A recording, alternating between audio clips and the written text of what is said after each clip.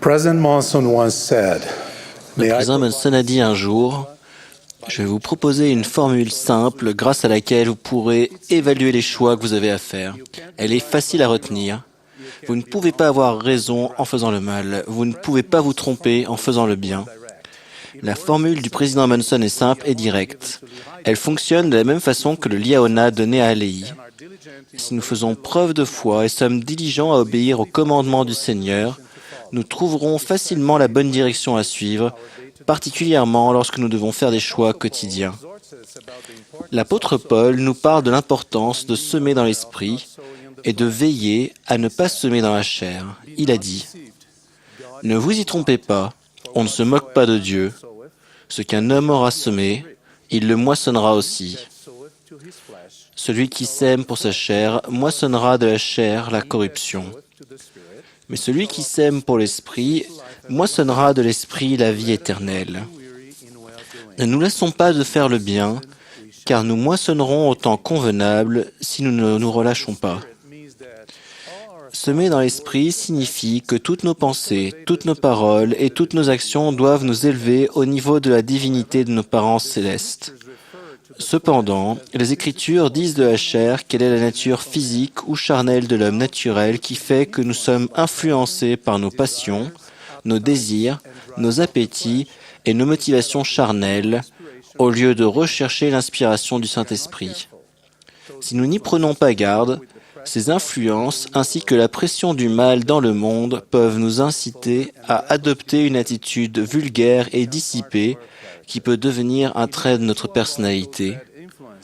Afin d'éviter ces mauvais choix, nous devons suivre la recommandation que le Seigneur a faite à Joseph Smith, le prophète, à propos de semer continuellement dans l'esprit. C'est pourquoi, ne vous lassez pas de bien faire, car vous posez les fondements d'une grande œuvre. Et c'est des petites choses que sort ce qui est grand. Pour améliorer notre esprit, il est requis que toute amertume, toute animosité, toute colère, toute clameur, toute calomnie et toute espèce de méchanceté disparaissent du milieu de nous. Et ayez de la sagesse pendant les jours de votre épreuve, dépouillez-vous de toute impureté. En étudiant les Écritures, nous apprenons que la réalisation des promesses que le Seigneur nous fait dépend de notre obéissance et qu'elle nous encourage à mener une vie juste. Ces promesses doivent nourrir notre âme en nous donnant de l'espoir et en nous encourageant à ne pas abandonner, alors même que nous sommes en but à des problèmes quotidiens dus à notre vie dans un monde où les valeurs éthiques et morales disparaissent, poussant ainsi certaines personnes à semer encore davantage dans la chair. Mais comment pouvons-nous être certains que nos choix nous aident à semer dans l'esprit et non dans la chair?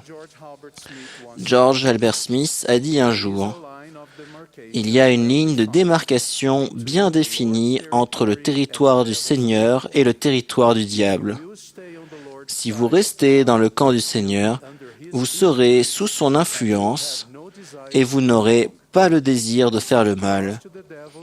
Mais si vous franchissez d'un pouce la ligne du côté du diable, vous êtes au pouvoir du tentateur.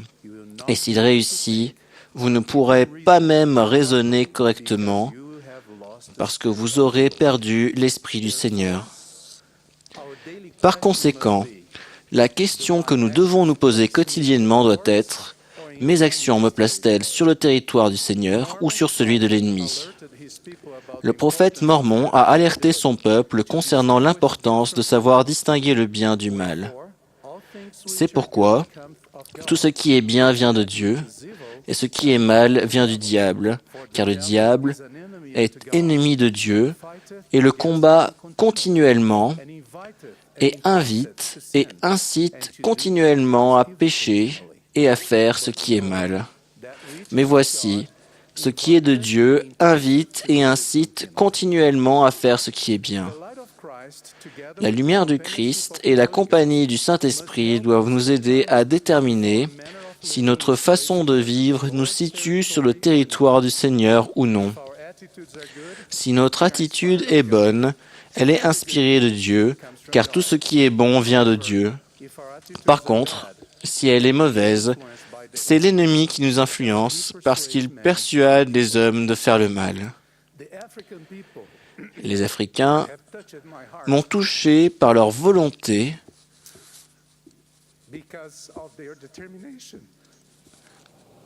et leur détermination de rester sur le territoire du Seigneur, même dans les circonstances difficiles de la vie. Les personnes qui acceptent l'invitation d'aller au Christ deviennent une lumière pour le monde.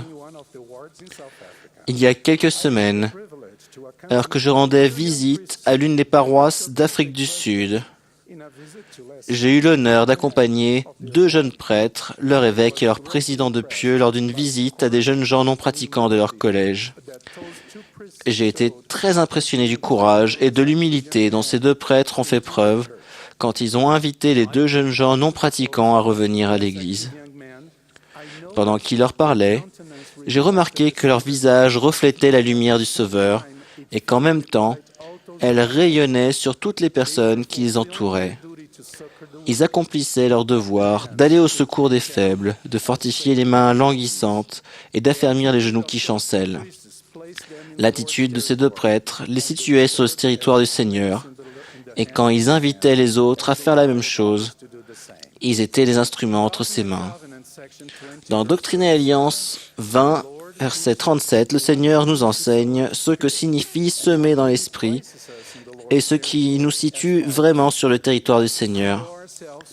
Nous humilier devant Dieu, démontrer que nous nous présentons le cœur brisé et l'esprit contrit, témoigner devant l'Église que nous nous sommes sincèrement repentis de tous nos péchés, prendre sur nous le nom de Jésus-Christ, être déterminés à le servir jusqu'à la fin, montrer par nos œuvres que nous avons été reçus par le baptême dans son Église.